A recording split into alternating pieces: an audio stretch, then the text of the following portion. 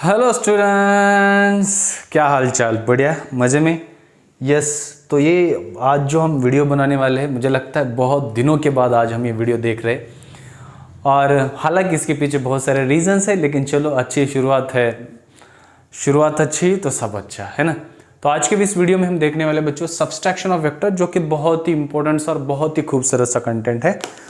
तो चलो आइए देखते हैं कि सब्सट्रैक्शन ऑफ वेक्टर क्या होता क्या है ना। हालांकि एक बात हमेशा याद में रखिएगा कि सब्सट्रैक्शन ऑफ वेक्टर ऐसी कोई बात होती ही नहीं है ना। सब्सट्रैक्शन ऑफ वेक्टर ऐसी कोई बात होती नहीं है। तो फिजिक्स में होता क्या है? तो बस एडिशन ही होता है। तो हम सर, अगर आप एडिशन ही होता है तो आप सब्सट्रैक्शन कैसे कर रहे हो ना, ये बात बहुत ही जरूरी है, पूछने वाली बात है भाई। सवाल तो उठता है और उठना ही चाहिए, बनना ही चाहिए। तो क्या होता है सब्सट्रैक्शन ऑफ वेक्टर? इसको जानने के लिए हमने जो पिछला वाला जो वीडियो था, हमने वहां पर बात करी थी किसके बारे में? एडिशन ऑफ वेक्टर की ना।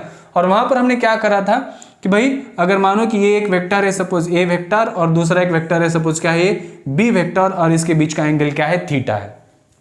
और अगर हमने इसको बाइसेक्ट करा तो यहां पर हमें क्या मिल जाएगा? इसका जो है रिजल्टेंट मिल जाएगा। और हमने इसका रिजल्टेंट क्या बनाया था? R vector is equal to, हाँ बच्चों, A vector plus B vector. क्या हमने ऐसे बनाया था? यस। और इसका हमने मैग्नीट्यूड निकाला था A square plus B square plus 2ab cos theta. क्या हमने बनाया था ऐसे? सर जी बिल्कुल बनाया था, हमें बहुत अच्छी तरह से ये बात याद भी है। तो इसमें और इसमें फर्क क्या है? फिर आप अगर सर मैग्नीट्यूड अगर मानो कि सब्सट्रैक्शन ऑफ वेक्टर कह रहे हैं, तो क्या होता क्या है सब्सट्रैक्शन ऑफ वेक्टर? फिर कैसे बनाओगे आप, है ना? सब्सट्रैक्शन ऑफ वेक्टर आप बनाओगे कैसे? यही तो सबसे बड़ी बात है।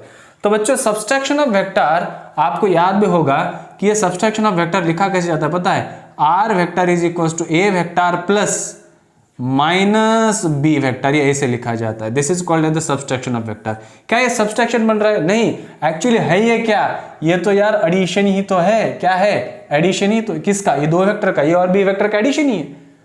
तो फिर ये माइनस क्या है? माइनस मतलब अगर मानो कि आपका ए वेक्टर इस डायरेक्शन में जा रहा है तो बी वेक्टर उसी मैग्नीट्यूड का इधर है, लेकिन वो क्या है? अपोजिट ऑफ ये है। बस बात खत्म होगी।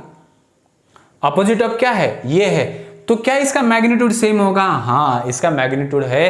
क्या होना चाहिए? इसका मैग्नीट्यूड सेम होना चाहिए, लेकिन वो किस डायरेक्शन में? अपोजिट डायरेक्शन में। तब आपका क्या बनेगा? वो सब्सट्रैक्शन नेगेटिव डायरेक्शन में है ना। नेगेटिव है इसका। इसका क्या है? वो नेगेटिव है। हालांकि क्या ये सब्सट्रैक्शन है, एडिशन है?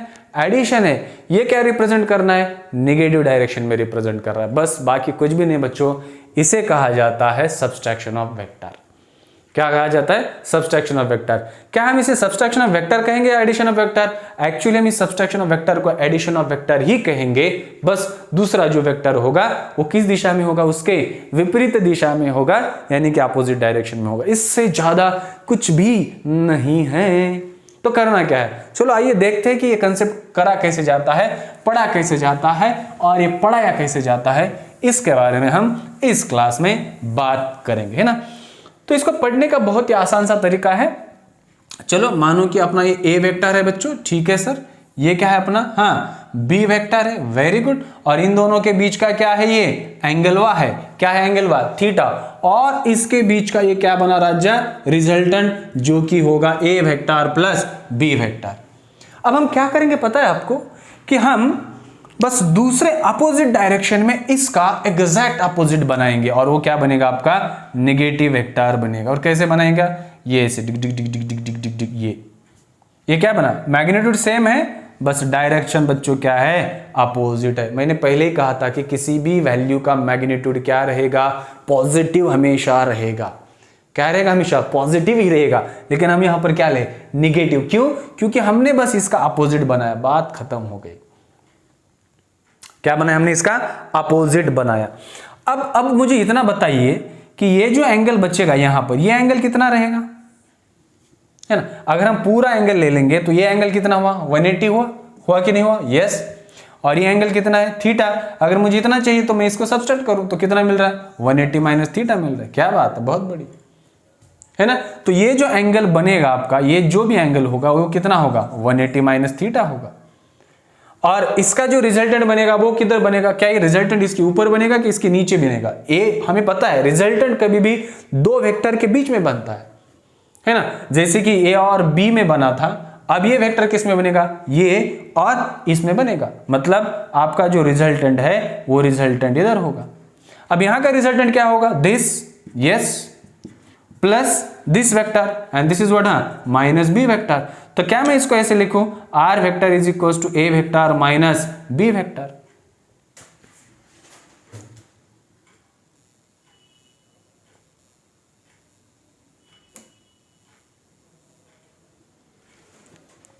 है ना, R vector is equal to क्या लिखूं मैं, A vector minus B vector. अब इसकी बारी आती है, अगर ये आपका एंगल है, ये एंगल कितना है, मैंने कहा 180 माइनस थीटा है। क्या है, 180 माइनस थीटा। यहां पर हमने लिखा था, क्या लिखा था फिर इसका मैग्नीट्यूड निकालने के लिए, that is R equal to, हाँ, क्या लिखा था बच्चों कि A square plus B square plus, हाँ, 2ab cos थीटा। हमने डिराइव किया था, अब बार बार इसको डिराइव करने की कोई जरूरत नहीं, ठीक है।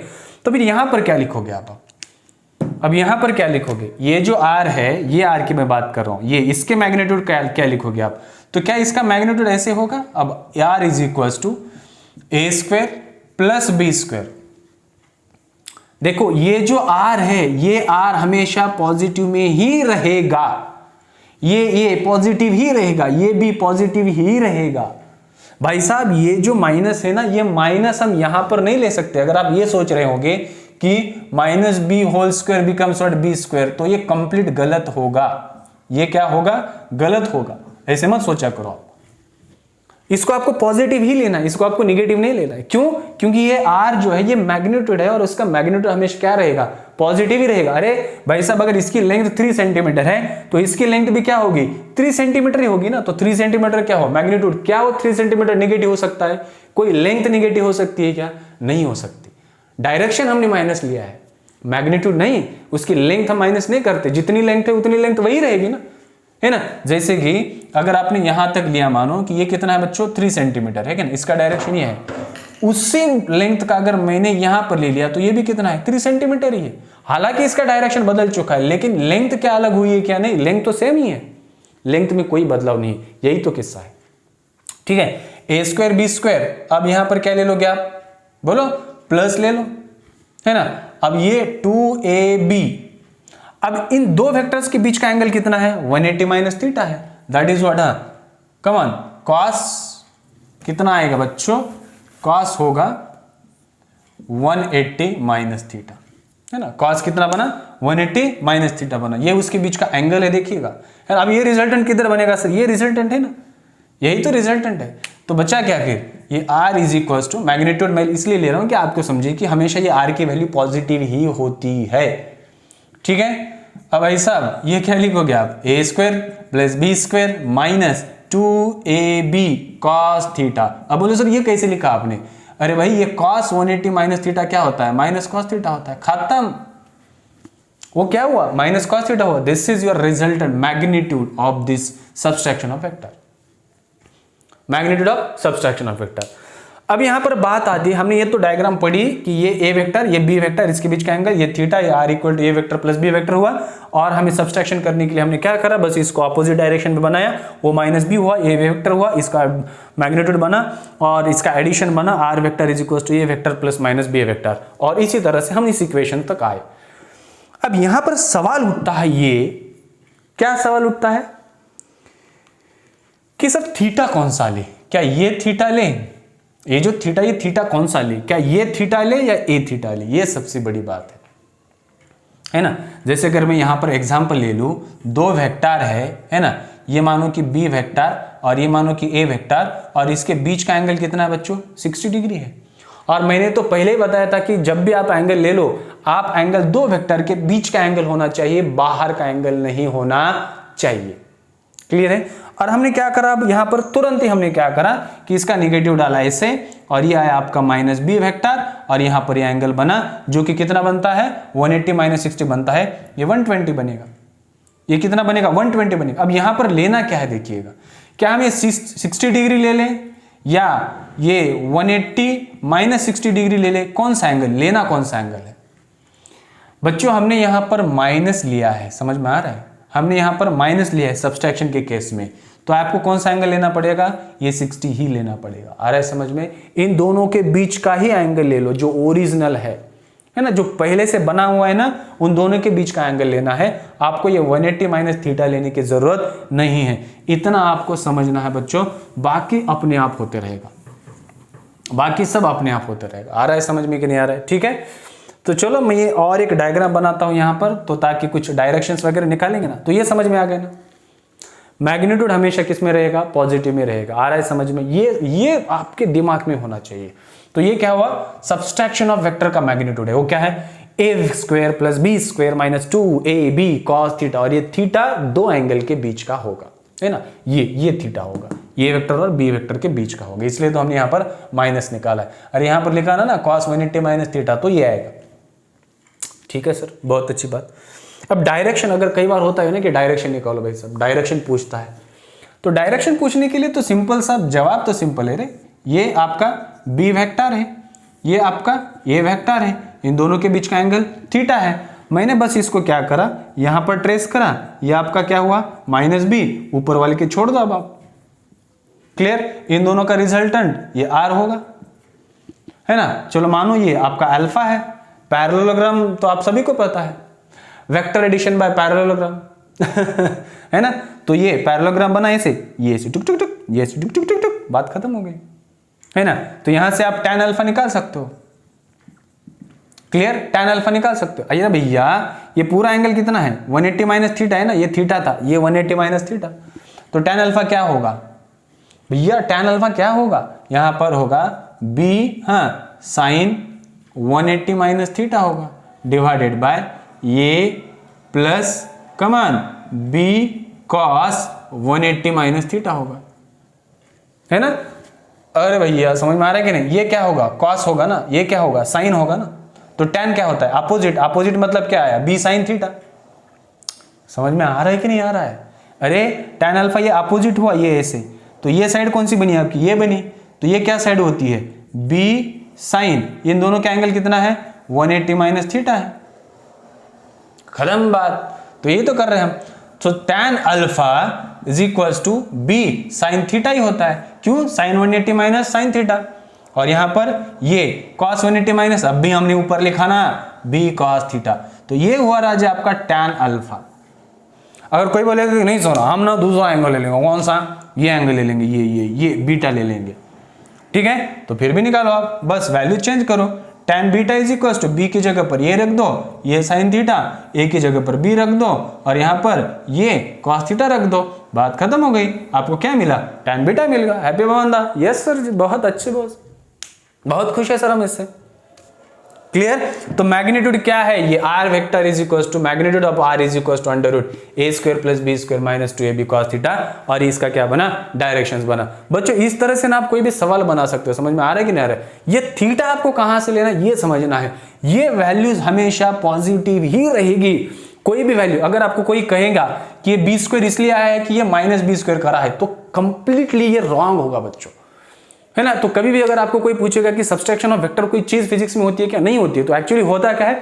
एडिशन होता है। बस हमको क्या कर रहे हैं उसको कि अपोजिट डायरेक्शन में हम उसको लेकर जा रहे हैं। बाकी हम यहां पर कुछ भी करने वाले नहीं, और करना ही नहीं है। क्यों करना है अगर इतनी सारी चीजें आपके सामने है तो, है ना। तो ये आपको समझ में आना चाहिए। ये आपको ये tan बीटा हुआ या tan अल्फा हुआ, बस इतना करना है, बाकी सारी चीजें अपने आप होती जाएगी।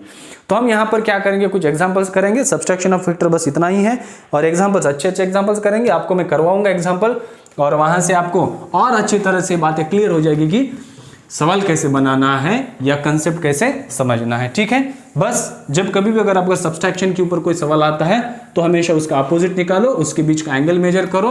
आपके पास तो मैग्नीट्यूड है ही है, बस उसका उपयोग करो और दिना दिन धाक करो, बात खत्म हो गई। और इन्होंने एक डायग्राम दी है, ये डायग्राम है, अच्छे से नोट कर लीजिएगा। ये बी वेक्टर है, ये वेक्टर है, इसके बीच का एंगल कितना है? 60 डिग्री है। ठीक है, good. So find the subtraction of vector a and b as shown in the figure. Also find the direction and direction of subtraction of vector a equal to 4 unit and b equal to 3 unit. तो हमें क्या दिया है? ये और b दिया गया है, और हमें पूछा जा रहा है कि भैया तुम क्या निकालो? ये और b के बीच का जो सबट्रैक्शन है, ये हमें क्या निकालना है? सबट्रैक्शन निकालना है।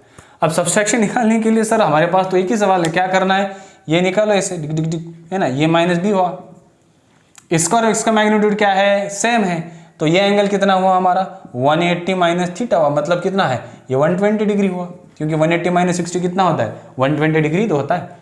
इसलिए ये करना क्यों है, अब सिंपल से हमने तो फॉर्मूला निकाला है ना। सब्सट्रैक्शन मतलब क्या, रिजल्टेंट ए माइनस बी निकालना है, समझ में आ रहा है कि नहीं। अरे भैया इसका रिजल्टेंट कितना होगा, R vector is equal to A vector minus B vector होगा ना, तो ये सब्सट्रैक्शन निकालना है।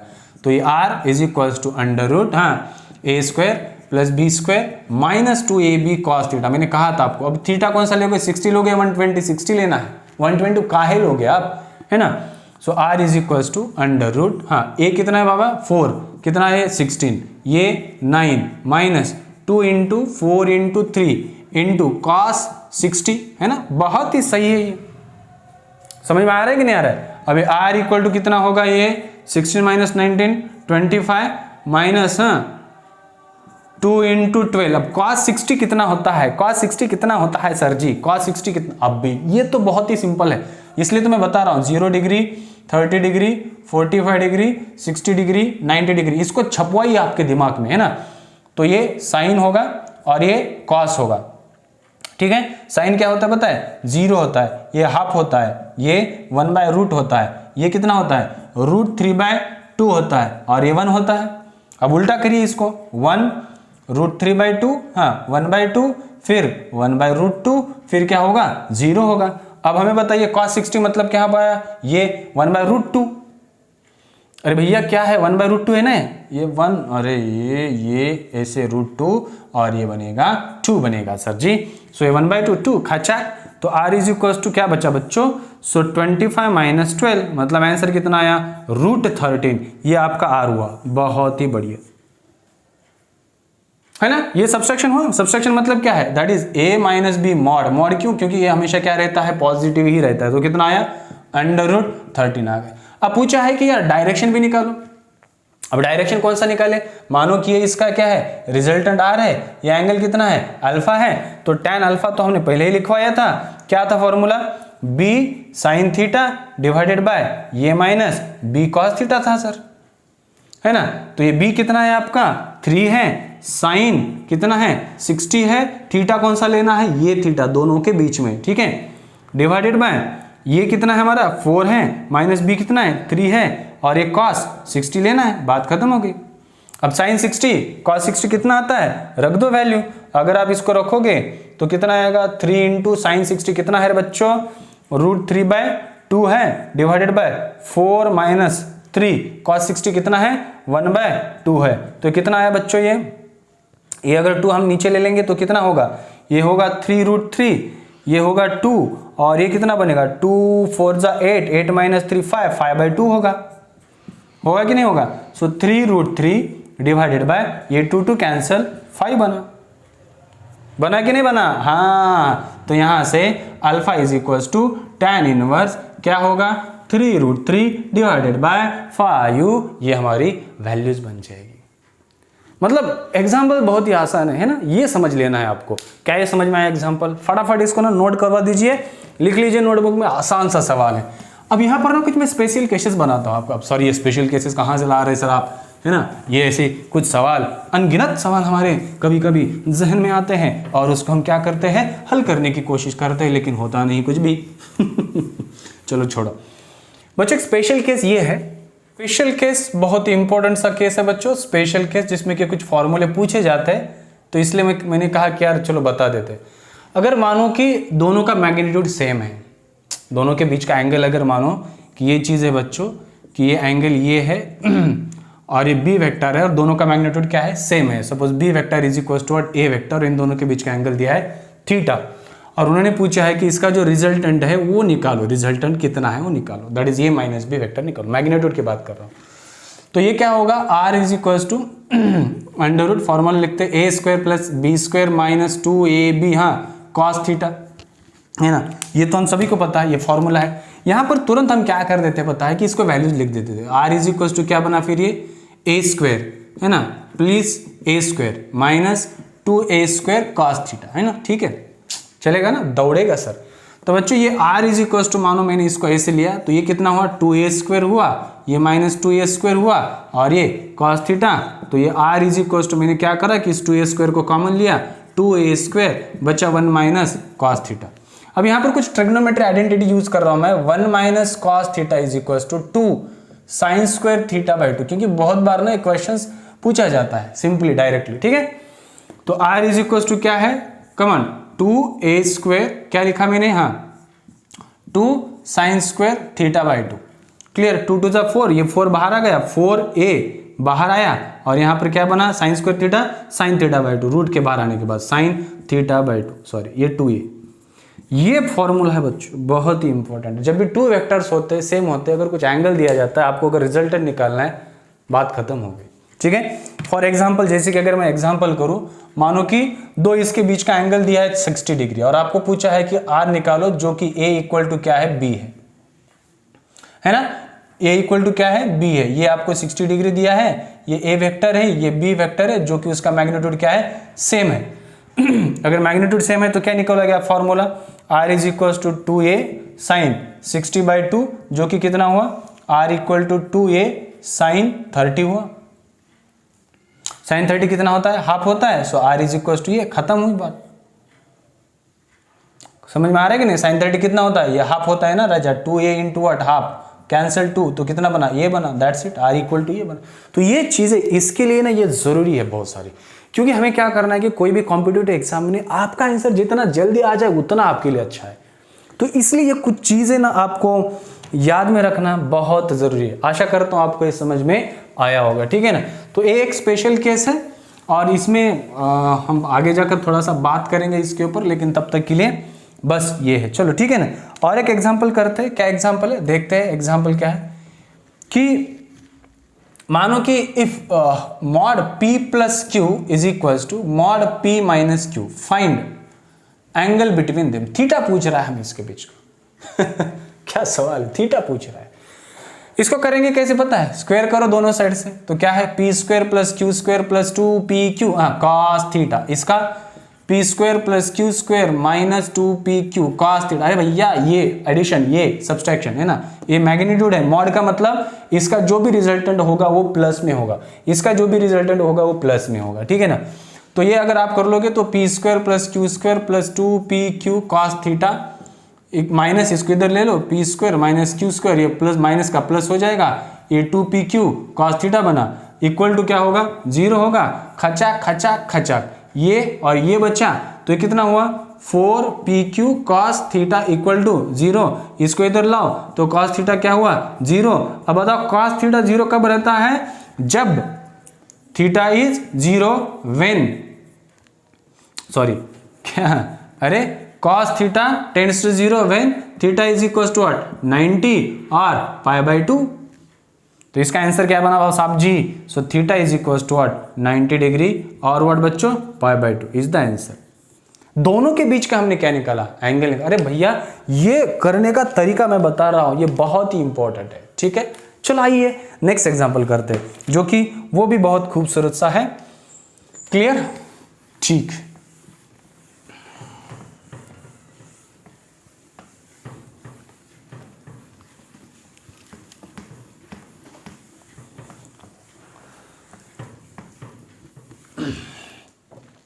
अब सवाल क्या कह रहा है देखिएगा, होता है if mod a minus B is equals to mod a is equals to mod b, ठीक है। Then the angle between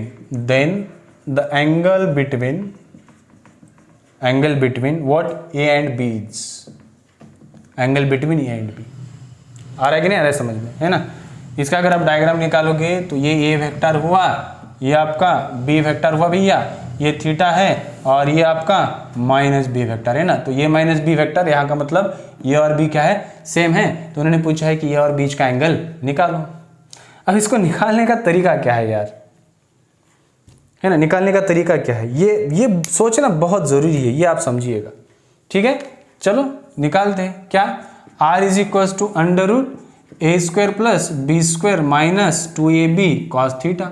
a equal to b है, अरे r equal to a minus b है ना, तो a इक्वल टू b है, तो इसका मतलब क्या हुआ 2a² minus 2a² cos theta. आ रहा है कि नहीं समझ में आ रहा है? ठीक है। So r is equal to what, कितना आया आंसर 2a²। इसको भी r² करो, r² करो तो ये कितना आया 2a²। अरे भैया बताओ कितना आया ये, है ना। r² equal to 2a² minus 2a² cos theta.